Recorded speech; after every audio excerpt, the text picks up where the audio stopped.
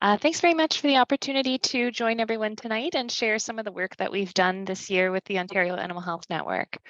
So I'm just going to give a quick background on what the network is for those who don't know. We're a group of veterinarians and we meet regularly, and we come from all different areas, some from government like myself, others from research at the University of Guelph, laboratory veterinarians including pathologists, as well as a number of veterinarians who are in practice covering beef, dairy, and veal.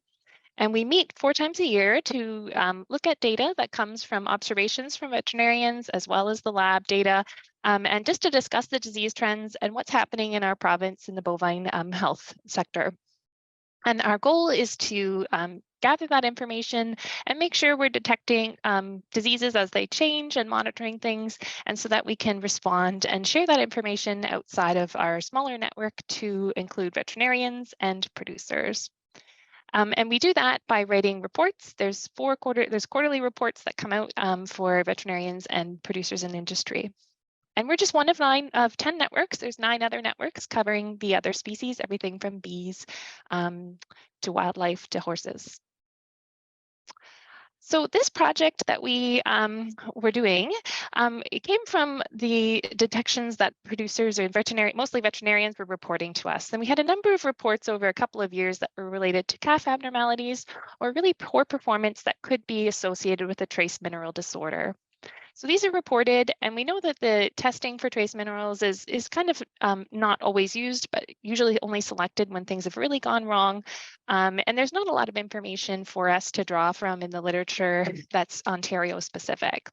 So our goal for this project was to provide veterinarians with the opportunity to assess mineral status in beef herds, and as a benefit for our network then to provide more surveillance on the risk for trace mineral disorders.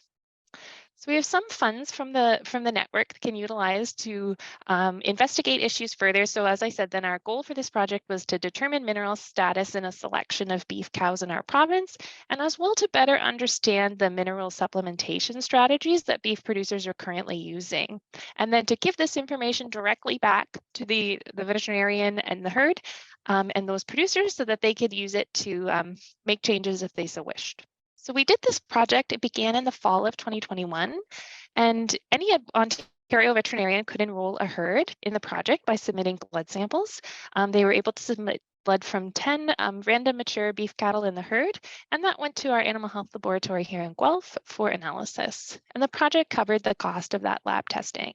We also advertised the project to producers. Producers just had to contact the veterinarian that they had their relationship with, and that vet could submit those samples on their behalf.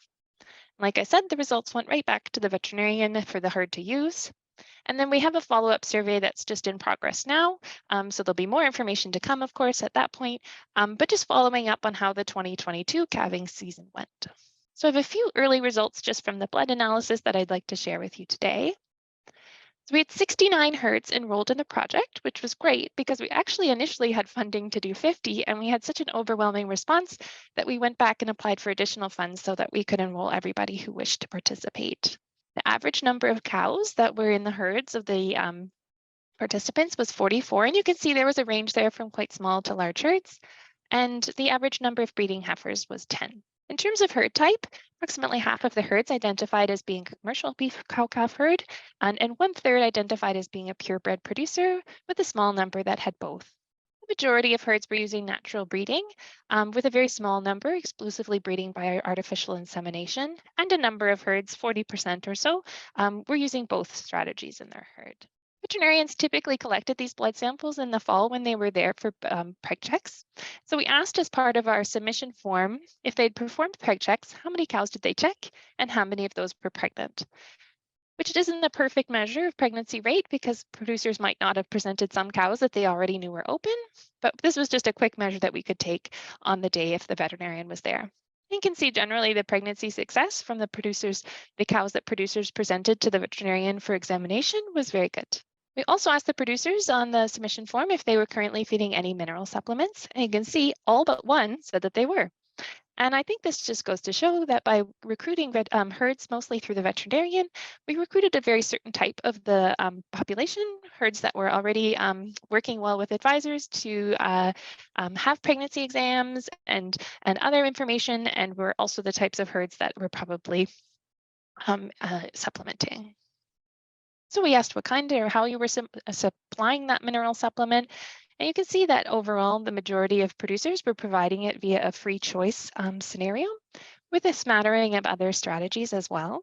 And some producers were providing it in two forms, where they might have provided one form, for example, free choice while the cattle were out on pasture, and TMR when they were feeding stored feeds later in the season. So they could be more than one that they were doing. Here are some results from the just under 700 blood samples that were collected by the veterinarians for the project. And the blood samples, we ran a trace mineral panel, which is a standard panel done on blood. And it covers, you can see, 7 different trace minerals. At the lab, they have what they consider the normal range for each trace mineral. So for each mineral, you can see the proportion that fell into the normal range for that mineral is in the gray bars. So you can see a large majority of samples fell within there. But we do have some exceptions. So the light pink and red show the high and very high values above the reference range, and the light blue and dark blue show the low and very low outside of the reference range. So you can see selenium in particular, we had very low and low samples quite consistently. And this isn't completely surprising because Ontario is known to have many areas that have marginal or deficient soils for selenium. You can also see here on molybdenum that we had some samples come in high or very high. This is actually one of the reasons that we wanted to start this project, is because we had multiple veterinarians contact the network with concerns about high molybdenum when they've done some testing, looking for more information on what it means. And so we know that high molybdenum can be an issue if we're seeing it in conjunction with other abnormalities, such as some of these low coppers. Now, it's important to note that the reference ranges are based on a reference population. And so sometimes an animal might be low, but is really just kind of right at this cutoff compared to an animal that's more severely low.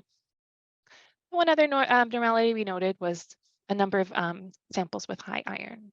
So we're currently, as I said, completing a follow-up survey, and we definitely know we need more information from producers to really understand these results. So we really want to know more information on the mineral products that are used and how they're delivered. Because at this point, all we know is that the individual said, yes, I feed mineral, but we don't have any further clarification of how much and when and who it goes to and how accessible it is for the animals. We're also kind of looking to understand, these samples were generally taken when animals were gestating, and so we're looking to understand more about how the calving season went. And we'll hope to combine those with those blood results to look for some more potential risk factors and broaden our information that we have. So overall, we found that free choice supplement was a popular strategy among the herds that enrolled in our project, and that the pregnancy outcomes met the targets for most of the herds that were enrolled. There were some that were below expected or goal numbers though. The majority of the samples that we tested were low for selenium, which is not surprising, but also considering some of these herds, or many of these herds, were offering supplement, it prompts us to further investigate that, to understand what's going on there.